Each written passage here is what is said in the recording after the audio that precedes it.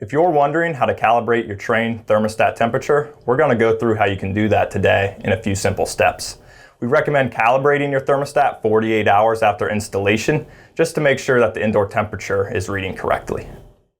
When you're looking at your Trane thermostat, you'll see the current indoor temperature over on the left-hand side. So on this thermostat, it says 74 degrees. That's the current temp.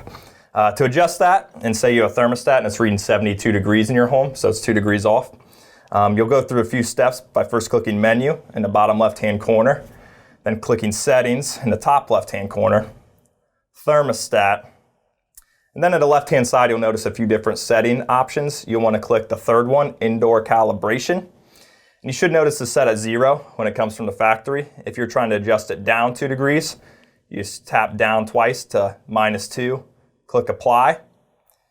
When you go back to Home, it should say that updated temperature. Now we adjust it 2 degrees down or down to 72 degrees. So now you're all calibrated.